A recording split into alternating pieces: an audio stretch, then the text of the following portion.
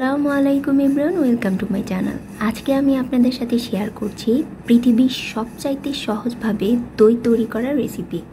আর সেই দই দিয়ে দইয়ের শরবত রেসিপি, যা খেলে ইফতারে আপনার মন প্রাণ কলিজা ঠান্ডা হয়ে যাবে।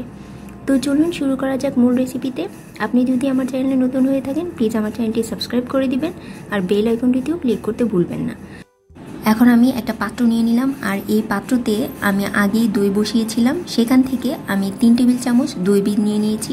এটা মিষ্টি দইয়ের দই বীজ, আপনারা চাইলে টক দইয়ের দই বীজও নিতে পারেন। তো এর সাথে আমি দিয়ে দিচ্ছি 2 টেবিল চামচ চিনি।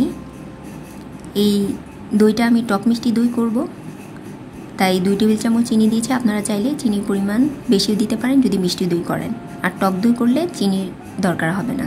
তারপর দিয়ে দিচ্ছি 2 টেবিল চামচ গুঁড়ো দুধ। 2 টেবিল চামচ গুঁড়ো দুধ দিয়ে দিয়েছি। আপনারা চাইলে এর চেয়ে বেশিও গুঁড়ো দুধ দিতে পারেন, তবে এর চেয়ে বেশি প্রয়োজন নেই।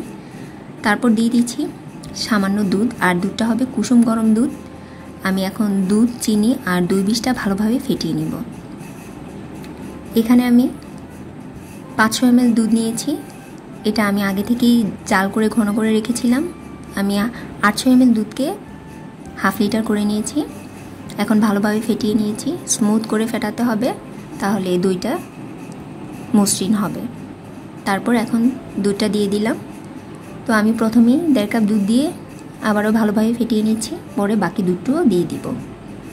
দুধটা হতে হবে কুসুম গরম দুধ, হাত সহ্য করতে পারে এরকম দুধ নিলে ভালো হয়। আর দইটা এরকম কুসুম গরম দুধ দিলে দইটা ভালোভাবে জমে এবং সময়ও কম লাগে। আর যদি ঠান্ডা দুধ দেওয়া হয় তাহলে দইটা অনেক সময় নষ্ট হয়ে যেতে পারে আর জমতেও খুব দেরি হয়। তো এইভাবে ভালোভাবে ফেটিয়ে নিচ্ছি। ফেটানোর পর দইটা ঘন করার সময় যে মালাইটা ছিল সেটা আমি দিয়ে দিয়েছি। এই মালাইটা দিলে উপরে একটা সরের লেয়ার পড়ে, যেটা আপনারা দোকানে দেখে থাকেন এবং খেতেও কিন্তু খুব ভালো লাগে।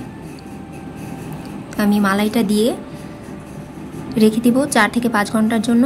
যে কোনো গরম স্থানে আপনারা রেখে দিতে পারেন। আপনারা মাইক্রো ওভেনে প্রিহিট করে ওই ওভেনের ভিতরে রেখে দিতে পারেন, বা চুলার নিচেও রান্নার সময় রেখে দিতে পারেন। 4 থেকে 5 ঘন্টার মধ্যে দইটা সেট হয়ে যাবে। তো ফিরে এলাম 4 থেকে 5 ঘন্টা পর। দইটা একেবারে সেট হয়ে গেছে। আপনারা এই সময় কিন্তু ফ্রিজেও রাখতে পারেন। আমি ফ্রিজে রাখিনি, আপনাদের দেখিয়ে দিচ্ছি। ফ্রিজে না রাখলেও কিন্তু দইটা ভালোভাবে সেট হয়েছে। এরকম উপর করে ধরলাম, দেখেন দইটা কিন্তু পড়ছে না।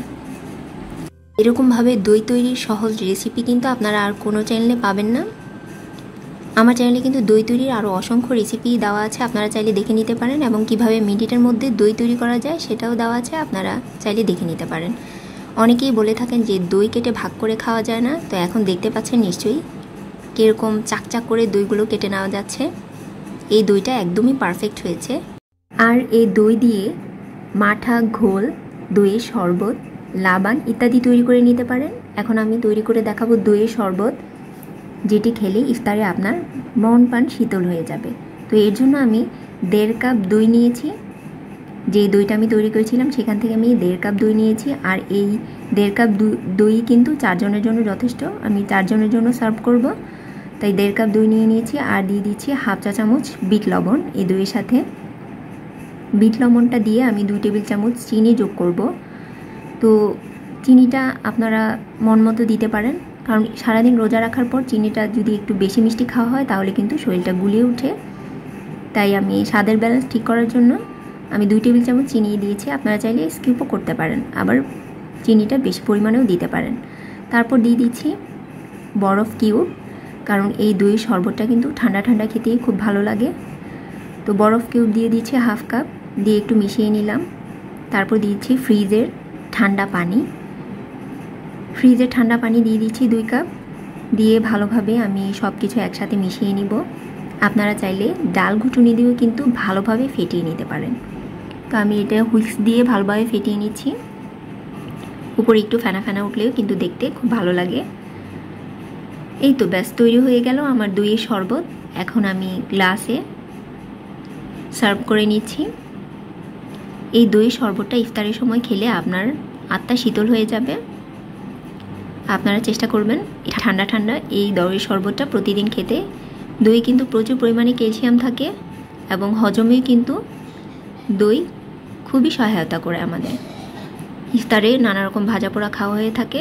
তো সেই সাথে যদি আমরা দইয়ের শরবতটা তৈরি করে খাই তাহলে আমাদের শরীরের সকল ক্লান্তি দূর হয়ে যাবে। তো আশা করছি আমার আজকের রেসিপি আপনাদের ভালো লেগেছে, আর ভালো লাগলে প্লিজ আমার চ্যানেলটি সাবস্ক্রাইব করবেন। আপনাদের একটি লাইক, কমেন্ট এবং সাবস্ক্রাইব আমাকে কাজের প্রতি আরও উৎসাহ বাড়িয়ে দেয়। আবারও অনুরোধ রইল সবাইকে আমার চ্যানেলটি সাবস্ক্রাইব করার। আল্লাহ সবাইকে ভালো রাখুক। আল্লাহ হাফেজ।